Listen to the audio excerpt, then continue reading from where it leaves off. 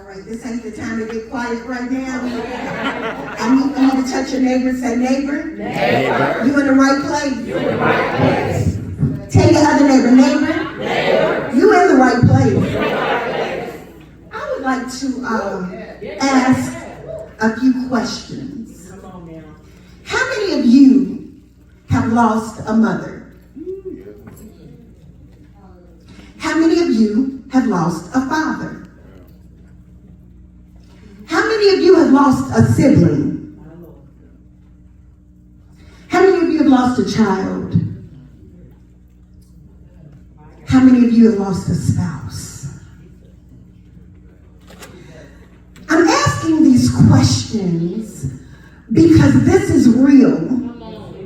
Grief is real. Somebody say grief is real.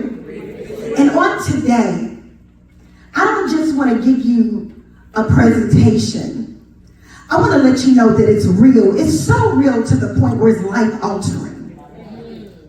It's life-altering. I'll start off with my testimony. As of 2023, I went from having 9 brothers and sisters to 8 brothers and sisters. I'm the youngest of 10. I had a whole meltdown. Last year was not good for me. I walked away from ministry. I really did. Y'all didn't know it. Because I still showed up, but I didn't show up in my right mind. We need to stop acting like we can just pray everything away. No, baby, you might need a couch. You might need to get a real therapist in this season, and it's okay. It's okay when you go through a horrific storm with death, sudden death. It takes a piece of your mind and your heart. You would have never been able to tell me. You would have never been able to tell me. I talked to my brother on a Sunday, and my nephew calls me on a Monday and says my dad committed suicide. And this just wasn't one of my brothers that, no, this was the closest brother that I had. He was one of my protectors, and I told my husband, I said, baby, I know I'm going to wake up in just a minute. I know I'm going to lose my mind. I know I'm going to get my mind. And Keita was at my house, and Kendra and Pleasant, and I'm tripping. I said, baby, come on, let's go upstairs for a minute because I think I'm having one of those vivid nightmares. And I said, I need for you to wake me up right quick. Babe, come on. He said, babe, it's real. David's gone. You talking about angry? I said, God, I could have offered you up a few people. Oh, it's just me. It's just me. When I lost my mom, I'm like, come on, some people don't even speak to their mama. You gonna take my mama? And don't go to Mother's Day after you lose your mama.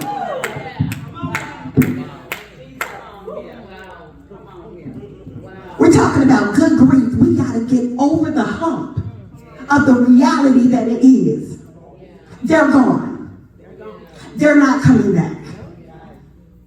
How are you going to handle your life after they're gone? We got 5 stages. We got 5 stages of grief. We got the types of grief. We got the factors that influence the grieving process. And we have even phrases. You can turn the presentation if you can, amen. We even have phrases that don't help you during grief. The craziness that some people say. There are things that people say that don't actually help you, but when you look like you really could have kept that to yourself. You didn't really have to tell me that, amen? And then for good grief, we have to give you the recovery steps.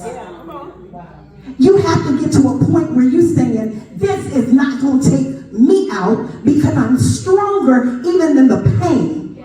I'm stronger. Somehow, it's going to be some good to come out of this. Somehow, I'm going to be able to make it. Somehow, I got to go forth.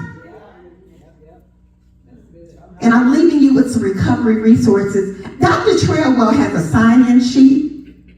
And I think it's worth you putting your name and your email address. And you can get every presentation here today if you're interested. Because these resources will bless your life. Amen? How many of you know the 5 stages of grief? You know the 5 stages? Denial, depression, bargaining, anger, and acceptance. All collectively will hit your life during this process. And you're saying, Lord, I'm bigger than this, I'm stronger than this, but I'm going to tell you something, you're human. You're human. You can speak in tongues, you can run, you can dance, and you can do the shout better than anybody, but you're still human. In denial, you say, this can't be happening to me. No, not me.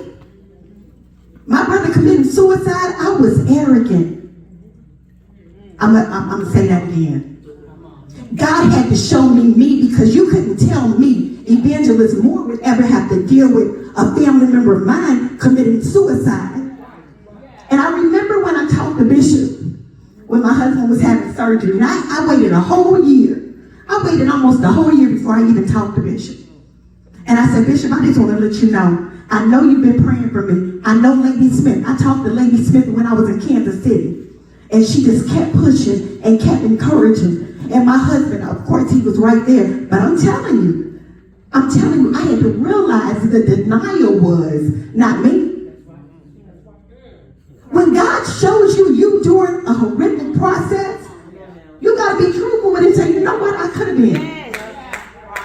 God, I sing, I give your word to your people. You mean I'm going to experience when I preach and I pray for other people in the front row? You can't heal if you're not truthful. I had to be truthful and give God everything, because you can give him pieces and expect to be made whole.